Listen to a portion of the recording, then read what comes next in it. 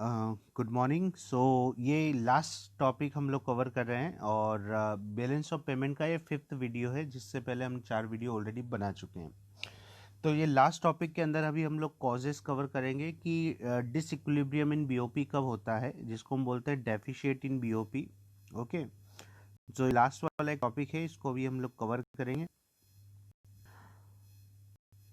इसके अंदर इससे पहले account autonomous items and accommodating items हमने कवर किया था। अब जो टॉपिक है हमारा कॉजेज ऑफ इन बीओपी, यानी कि डेफिशिएट जो है वो किस तरीके से है। अभी हमने बोला कि अगर हमारे इंपोर्ट ज़्यादा है और एक्सपोर्ट्स कम है, अगर हमारे इंपोर्ट ज़्यादा है और एक्सपोर्ट्स कम है तो हमको इसको क्या करना पड़ता है, बैलेंस करना पड़ता है। तो सरकार उसके लिए बैलेंस करने के लिए कहीं से एडिशनल मनी उसके अंदर ऐड करेगी, तो वो एकोमोडेटिंग ट्रांजेक्शन्स हो जाते हैं।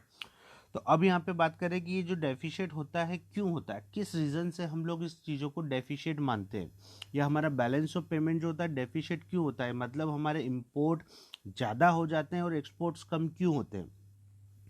तो बेसिकली इसके पीछे 3 रीजंस है। फर्स्ट जो रीज़न है हमारा जिसको हम बोलते हैं इकोनॉमिक फैक्टर्स या economic causes.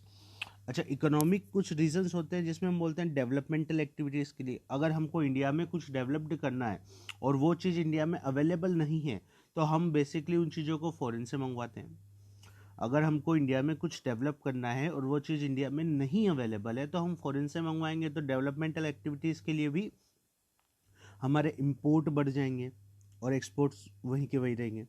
High rate of inflation, India के अंदर चीज़ें महंगी है, इंडिया के अंदर अगर चीज़ें महंगी है तो हम फॉरेन से मंगवाएंगे, और जब फॉरेन से वो गुड्स एंड सर्विसेज हमको चीपर रेट में मिलेगा तो बहुत सारे लोग फॉरेन गुड्स की डिमांड करेंगे। तो इसकी वजह से हमारा इंपोर्ट बढ़ेगा और एक्सपोर्ट्स कम होगा। स्लाइक्लिकल फ्लक्चुएशंस होता है, बहुत सी बार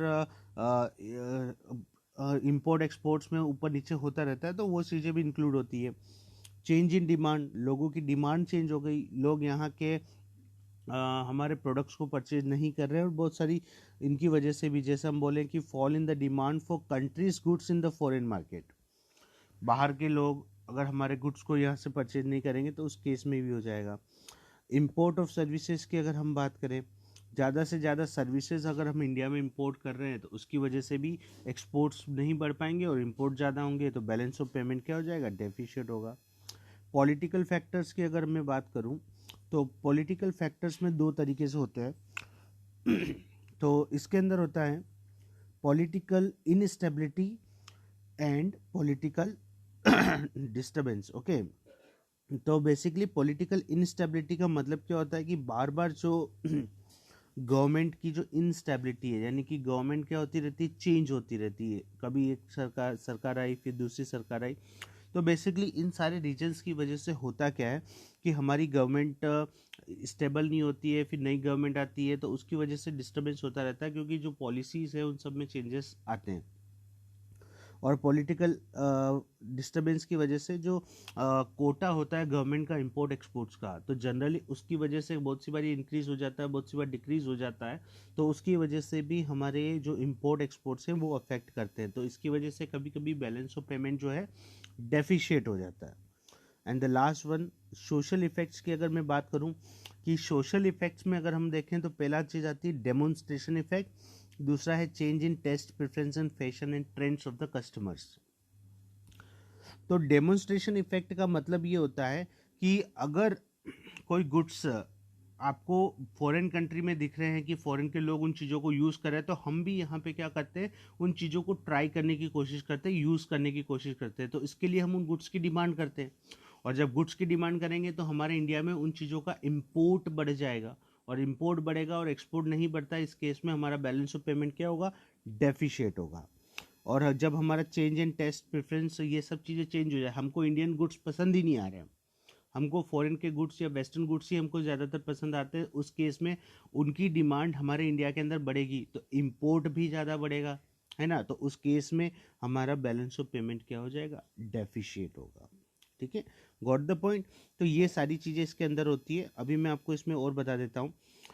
इसके अंदर कुछ न्यूमेरिकल्स होते हैं, बहुत छोटे छोटे न्यूमेरिकल्स होते हैं। मैं आपको भी इसमें बता देता हूँ कि कौन से न्यूमेरिकल होते हैं। 1 मिनट। हाँ,